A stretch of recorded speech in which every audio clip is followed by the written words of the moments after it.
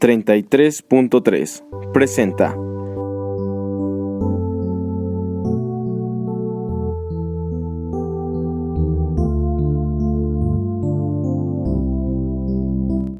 Muy buenas noches, bienvenidos, sean bienvenidos, bienvenidas todos ustedes a estos programas especiales dedicados a la festividad de Nuestra Señora de Guadalupe, en un momento histórico en el que, por supuesto, se les conmina, se les invita a permanecer en sus hogares y acompañar a través de los medios de comunicación estas fiestas tan relevantes para el pueblo mexicano. Estoy, por supuesto, como siempre, con Guillermo Gazzanini Espinosa. Muy buena noche. Felipe, ¿qué tal? Buenas noches, amigos de 33.3. Pues con esta alegría de estar compartiendo con ustedes un evento muy especial para todos los mexicanos, la fiesta de Nuestra Señora de Guadalupe.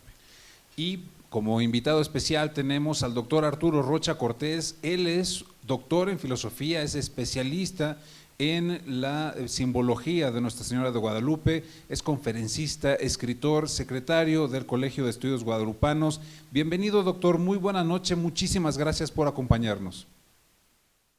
Encantado, querido Felipe, Guillermo, es un honor estar con ustedes y con su auditorio. Gracias, doctor.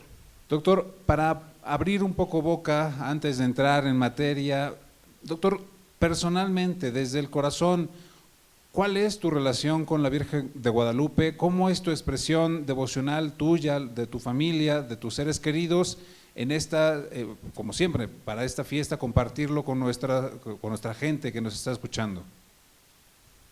Para mí, la Virgen de Guadalupe ha sido un elemento decisivo y trascendental en mi formación, en mis estudios, en mi capacitación académica. De hecho, mucha de la gente que yo conocí, como al padre José Luis Guerrero Rosado y otros insignes estudiosos, tuve el honor de conocer precisamente merced a Nuestra Señora de Guadalupe. A mi mujer yo la conocí por Guadalupe y mi hijo pues no existiría si no fuera merced a la Virgen del Tepeyac. De hecho, mi tesis de doctorado en uno de sus capítulos versa en torno a lo que yo considero es el más entrañable acontecimiento, no solo de México, sino de toda América, que es el acontecimiento guadalupano, porque ella marca el pulso de nuestra concordia. Ella ha estado presente desde siempre en nuestra historia, referente de la mexicanidad, crisol de muy variado linaje de valores, pero sobre todo a mí me ha conmovido mucho desde siempre la forma en que ella puede comunicar con gran elocuencia un mensaje que ha sido acelerador y catalizador de la evangelización y la obra misionera en estas tierras desde el siglo XVI. Incluso música he podido yo componer a la Virgen de Guadalupe, una cantata en la que se recogen dos versículos del Nican Mopowa, que es el texto, porque ustedes saben, el texto original de las apariciones de la Virgen al indio Juan Diego. Doctor, ayúdanos a compartir con el auditorio, con toda la audiencia, un poco justo estos elementos simbólicos e históricos del momento en el que Nuestra Señora del Cielo, la Virgen de Guadalupe, se hace presente al indio Juan Diego. ¿Cómo era el México de aquel entonces y cómo lo fue acompañando con gestos muy sencillos que están bien relatados, como bien dices, allí en Nican Mopowa? Esta es una pregunta extraordinaria. Yo quisiera empezar comentando rápidamente que Guadalupe, la Virgen de Guadalupe, es generalmente relacionada o vinculado con este versículo del Salmo. Ustedes recordarán, non fecit iter obninazioni, que es un versículo que el Papa Benedicto XIV recogió. No fue el que primero lo acuñó, ya había habido otros autores, sobre todo jesuitas, que habían relacionado este versículo con Guadalupe. Pues sepan ustedes que esta vinculación de la Virgen del Tepeyac con este salmo en particular surge del contexto de una pandemia, como la que estamos viviendo mundialmente. En 1737, la Ciudad de México estaba asolada por la epidemia del Matlazáhuatl y la gente caía como moscas. No se encontraba remedio, la población se encomendó a diversas advocaciones marianas, a diversos santos, y la epidemia no cedía. No fue sino hasta que la Virgen de Guadalupe fue jurada como patrona de la Ciudad de México que la epidemia empezó a descender. Esto fue en 1737. Pues en ese gran elán se pretendió que así como se la había jurado patrona de la Ciudad de México, que lo fuese de toda la Nueva España. Y eso sucedió en 1754, cuando la Virgen de Guadalupe fue jurada patrona de todo el reino de la Nueva España. Y esto no es un hecho menor, porque estamos hablando de 60 años antes de que se hablase de independencia. Un elemento de unión, de vinculación. Ha sido el escudo contra la enfermedad pestilente. Y ustedes recordarán el versículo 118 del Nican Mopogua, hace precisamente alusión a una enfermedad, como la que hoy estamos viviendo mundialmente. La Virgen le dice a Juan Diego, no temas esta enfermedad ni ninguna otra cosa punzante y aflictiva. ¿Acaso no estoy aquí que soy tu madre? ¿No te encuentras por ventura en mi regazo, en el cruce de mis manos? Entonces, Guadalupe es también escudo de salud. Y precisamente a lo largo del tiempo, ella también fue portadora de una salud mucho más importante, la salud espiritual, porque ella va a contribuir con una serie de símbolos a acelerar el mensaje evangelizador en la Nueva España, a través de unos símbolos muy particulares de los que podemos ahora hablar en este momento, si ustedes desean. Doctor, ya hablabas de esto muy interesante de el escudo de salud que es la Virgen de Guadalupe en la historia de México, en los orígenes de nuestra nación. ¿Podrías explicar a nuestro auditorio en algún momento particular de esa historia cómo fue, por ejemplo, esos actos de devoción que tanto el clero como los fieles tuvieron en ese momento para apaciguar la pandemia con la Virgen de Guadalupe? Bueno, en ese momento particular de la historia que yo he señalado, hubo una serie de procesiones con la Virgen de Guadalupe. Es decir, la población se acogía a la imagen de la Virgen que iba a ser la patrona de toda la Nueva España en su momento. Pero no fue solo en esa ocasión que Guadalupe fue invocada con ocasión de alguna catástrofe, con alguna enfermedad. Recordemos que en 1531, precisamente cuando la Virgen se aparece, está en lo que es ahora México, presente la enfermedad del cocolistli, que es la enfermedad de la que la Virgen va a librar nada menos que al tío Juan Bernardino. Él después va a morir en 1544 también del cocolistli, es decir, la enfermedad siempre ha estado presente en nuestra historia, pero Guadalupe ha estado allí, también con ocasión de inundaciones. Ustedes recordarán, en 1629 hubo una gran inundación que mantuvo a la ciudad bajo el agua durante 5 años y no bajaban las aguas.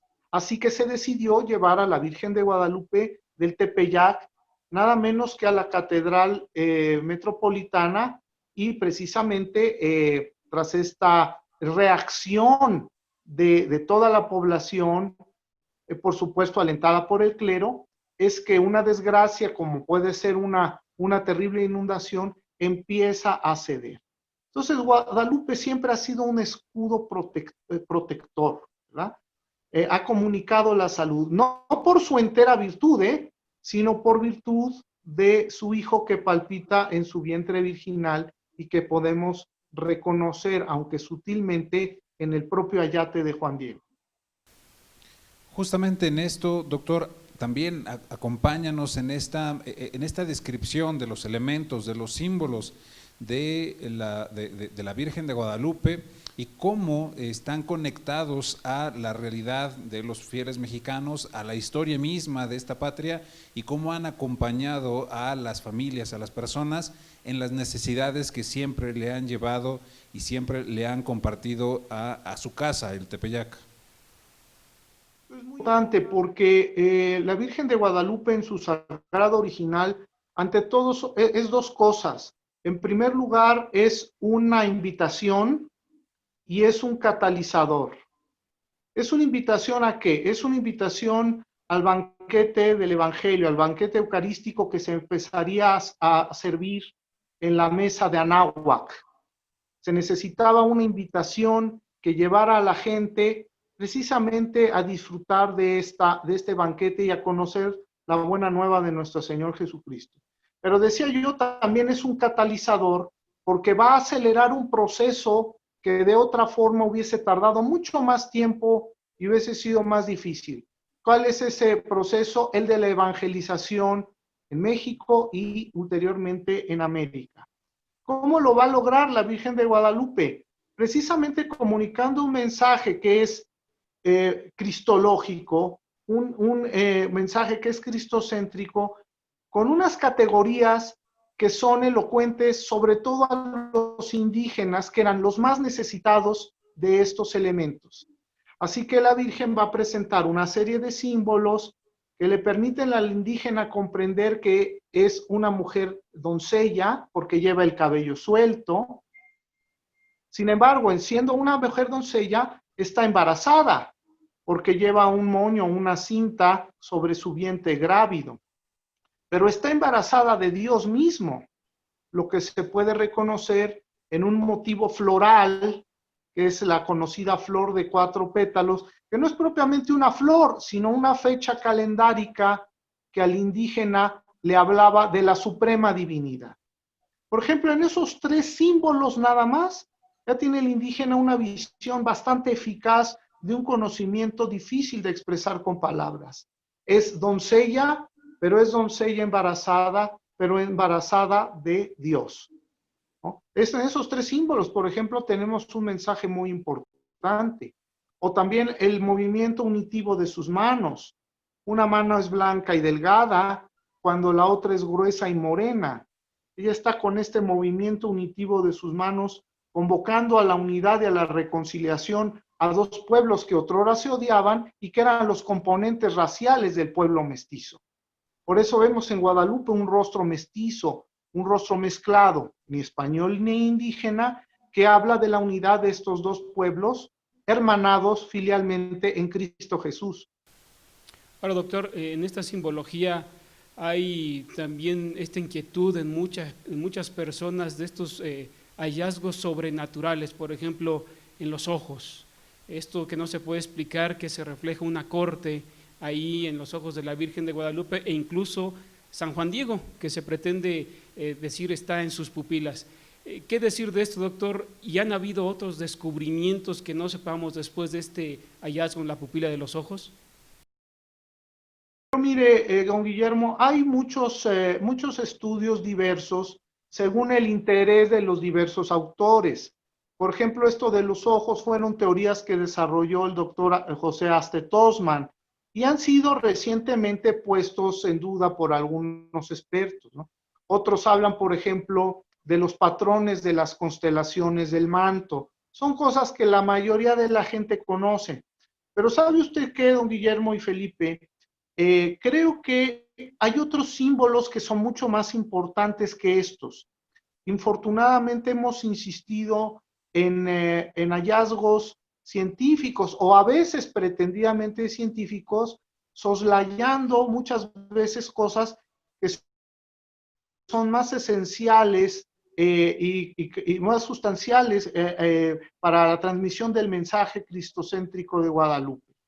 Por ejemplo, antes que buscar imágenes en los ojos, lo importante es ver la forma en que Guadalupe mira, la forma en que Guadalupe contempla al espectador. Es un contemplar desembarazado y sin máscara de ningún tipo. Eso le permitía, por ejemplo, al contemplador indígena del siglo XVI comprender que la Virgen de Guadalupe no era una diosa más de su panteón prehispánico, sino que era una madre de misericordia que mira filialmente a su hijo. Ahora, eso no quiere decir que no se sigan encontrando otro tipo de hallazgos científicos, pero creo que es importante insistir en lo que denomino yo la parenética icónica de Guadalupe, o sea, una simbología ordenada al conocimiento de Jesucristo. Recordemos con San Juan Pablo II que la Virgen de Guadalupe es camino seguro para llegar a Cristo y ejemplo de evangelización perfectamente inculturada. Doctor Arturo, bien lo mencionas, el acontecimiento guadalupano tiene una cantidad de lenguajes que hablaban, por supuesto, a dos pueblos contrariados, dos pueblos en disputa, y que parece mentira, pero después ya de casi 500 años sigue teniendo este pueblo muchas desavenencias, muchas tensiones, polarizaciones incluso, y este gesto de reconciliación, esta mirada de compasión sobre un pueblo que necesita encontrar sentido, necesita reencontrarse como un pueblo bajo la mirada de Guadalupe, bajo el amparo del Dios por quien se vive. ¿Cómo podemos compartirle a la audiencia que en estos días no podrá acudir al santuario mariano por las disposiciones de las autoridades, tanto federales, locales, como las eclesiásticas? ¿Cómo decirle a esta gente que puede sentir este lenguaje de unidad, de consuelo, de empatía maternal, y lo podrá encontrar solamente a través de las redes sociales, a través de en línea o en alguna otra reproducción que no sea el sagrado original? ¿Cómo decirle a la gente que ya hay símbolos que puedan acompañarlo en su vida guadalupana? Mi querido Felipe, yo creo que lo importante aquí es recordar que el templo que la Virgen de Guadalupe pide al obispo a través de Juan Diego no es propiamente un templo material. Recordemos, la primera ermita de Zumárraga era de paredes de adobe, sin género de cal y canto y con techo de enramada. Ella hablaba más bien de un templo espiritual. Esto lo podemos nosotros reconocer en la propia arquitectura de la Basílica Nueva. El techo verde azul es una prefiguración del manto de la Virgen, pero su fuste es Cristo Jesús. El fuste, el mástil de esta tienda del encuentro del pueblo peregrino de Dios es nada menos que Cristo Jesús. Ahora, esto me lleva a otra cosa. La primera afirmación, digamos así, de mexicanidad en la historia de nuestra patria surge de Labrios de Guadalupe, y ella dice algo que tiene que ver con la casa, con la familia. Le dice en primer lugar a su vidente Juan Diego que ella es madre de misericordia de él. Can el nehuatl namoignohuacanán sinintehuatl, soy madre de misericordia tuya. Pero luego le dice, y de todos aquellos que en esta tierra viven juntos. La palabra Anzempantlaca quiere decir los que viven como en una familia, porque en náhuatl la palabra familia se decía sencali, o sea, una casa. Entonces nosotros podemos celebrar el acontecimiento guadalupano en la intimidad doméstica, en el calor del hogar. No se necesita necesariamente ir a un templo que es de ladrillos, de granito o de metal para conmemorar y celebrar estos valores. Más bien veamos que en el acontecimiento guadalupano hay una serie de valores que estamos soslayando, lo que tú estás diciendo. Reciprocidad y respeto en la mirada de Guadalupe es algo que le hace falta a nuestra relación con el prójimo. La dignidad de la vida naciente, ahora que se ha atacado tanto a la vida en el vientre, pues vemos que María lleva a Cristo Jesús en su vientre y va a hacerlo nacer darlo a nacer en Anáhuac. Aprovechemos más bien este tipo de cosas antes de pensar nada más en una agenda de ir a un sitio en donde podemos nosotros quizá sufrir afectaciones en nuestra salud. Celebremos en la intimidad doméstica este acontecimiento. Sin embargo, doctor, y permítame esta pregunta, el ícono de Guadalupe está en la basílica, el ícono está expuesto para que los fieles ahí le tributen un honor, le tributen su cariño y devoción, y esta es la manifestación de los 10 millones cada año. ¿No sería esta contradicción festejar a la Virgen en la intimidad doméstica cuando ella está en ese templo para que reciba el tributo del pueblo de México? Bueno, pues sí, efectivamente, ella es lo que pide. Ella pide que se le edifique un templo. Y además, debemos recordar que ella le está asegurando a su vidente Juan Diego que nada lo aflija, que nada lo turbe, que no debe temer esta ni otra enfermedad.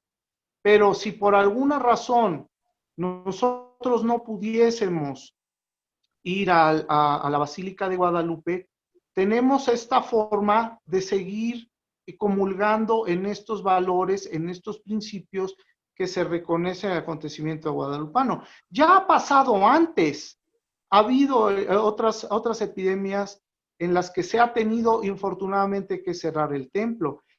No sé, ustedes recordarán, incluso de 1926 a 1929, la Virgen de Guadalupe ni siquiera estuvo dentro de la basílica, estuvo guardada en un ropero chino en la casa de la familia Murguía en el centro histórico de la Ciudad de México. La gente no lo sabía, ¿no? Pero tampoco le importaba tanto, porque creo yo que es importante insistir en la índole del templo espiritual, que es el que pide a la postre Guadalupe que sea edificado en nuestra mente y en nuestros corazones. Doctor, este siglo XXI es un siglo que, a diferencia del siglo pasado, ha estado marcado por la movilidad humana, por las migraciones y también por la casa común, como nos lo ha recordado el Papa Francisco, la casa común que necesita de nuestro servicio, de nuestra ayuda para preservarla. Y el Papa Francisco, al igual que los pontífices anteriores, reconocieron que las comunidades indígenas habían logrado entender, quizá desde la mirada de Guadalupe, de esta responsabilidad, de esta corresponsabilidad con el viajero, con el migrante y también con la tierra en la que nacemos, en la que crecemos y en la que morimos. Allí hay un lenguaje, hay una representación simbólica importante que la Virgen también ha acompañado a los pueblos indígenas, al pueblo mexicano en sí. Y quisiera que nos dijera cuáles son estos signos, estos símbolos de la Virgen de Guadalupe con el peregrino, con el que está en movimiento y también con el que necesita resguardar la tierra donde nace, crece y muere. Esto es muy importante, mi querido Felipe. Hay varios símbolos que se reconocen en el Sagrado Original Guadalupano que nos hablan de esto. Por ejemplo, ahora que me preguntaban sobre hallazgos o sobre teorías, mucho se ha hablado del famoso pasito de danza de la Virgen de Guadalupe. Yo no estoy muy convencido de que la Virgen esté danzando, pero lo que sí está haciendo es ponerse en camino. Ella está dando un paso hacia adelante porque ella misma es misionera. Ella misma se pone en camino. Y ella ha venido a hacer, verán ustedes, lo mismo que hizo María en Caná de Galilea. Recuerden ustedes, el capítulo 2 de Juan nos habla de María acelerando el reloj de la salvación a favor del hombre, con aquello de Señor, no tienen ya vino. Bueno, María de Guadalupe hace lo mismo, pero en anáhuac, poniendo en funcionamiento veloz el reloj de la evangelización americana. ¿Pero para quién? ¿Por qué era tan perentorio esto? Precisamente porque el indígena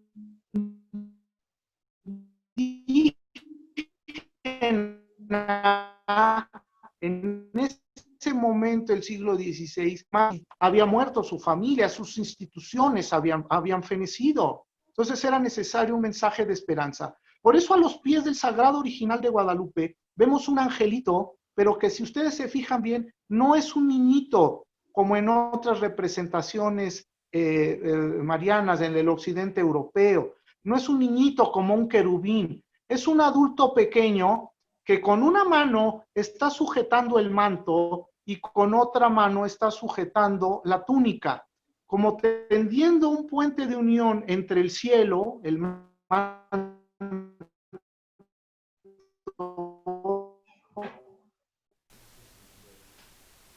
y la túnica que es la tierra.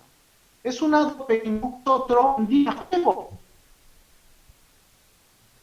Juan Diego tiene un puente Doc Arturo, Doc, te estamos perdiendo un poco en el audio. La tierra y el cielo. Doc, no, estamos perdiéndote y esta parte verdaderamente es bellísima. ¿Ya me escucha mejor? Tienes un poquito de mala señal, Vamos a esperar 2 segundos en lo que te regresa la buena señal y me encantaría que retornaras a esta parte del símbolo del angelito que toma la túnica y el manto. Nada más voy a esperar a que se ponga en blanco tu señal a la izquierda en estas líneas. Ahorita está en amarilla. Si se pone en blanco, arráncate y ahí vamos con este tema. Vamos con el tema del símbolo del angelito. Aquí tengo buena señal, ¿ya me escuchan bien? Ahora sí.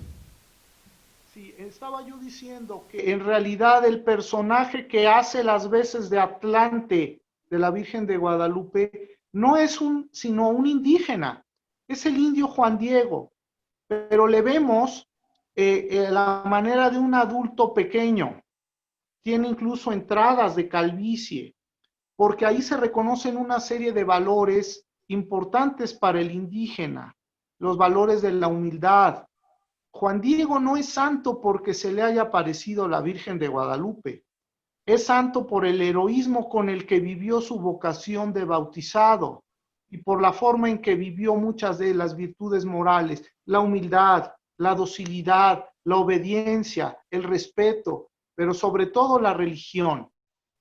Cuando Juan Diego, que es un indígena del pueblo bajo, escucha todo esto, no cree. Él dice, a mí no me toca, a mí no me corresponde, no es lugar de mi detenerme a donde tú me envías, señora. Manda a uno de los principales, pero la Virgen insiste y dice, es muy necesario que seas tú el que vayas. Un indígena del pueblo bajo.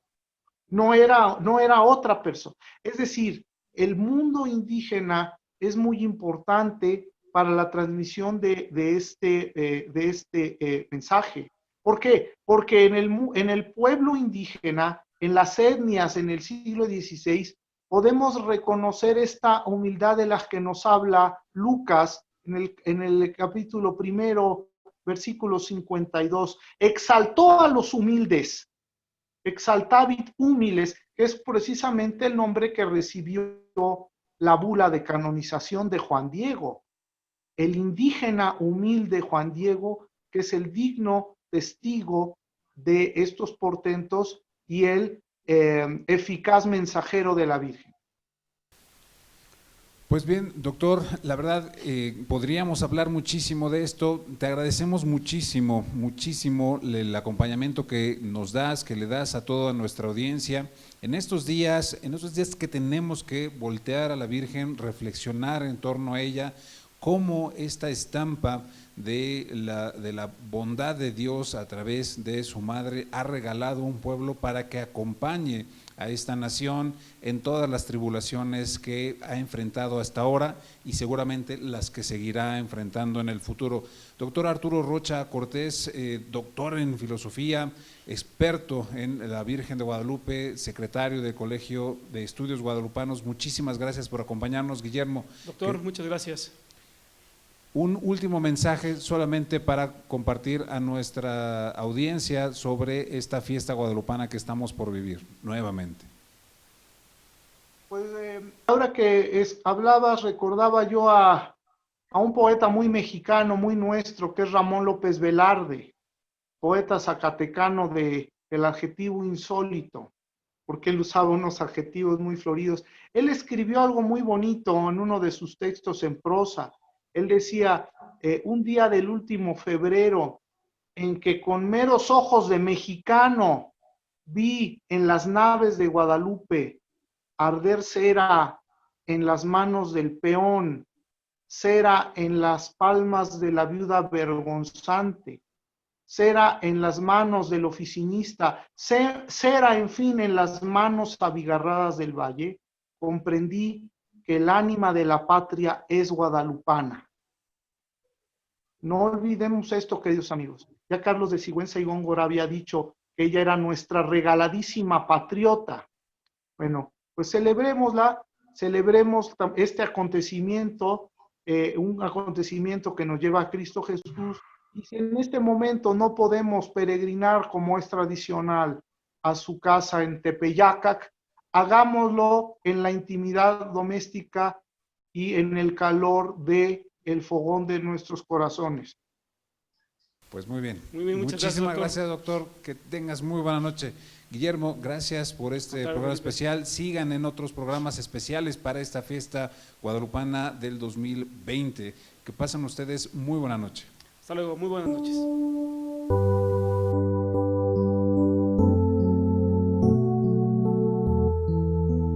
33.3 presentó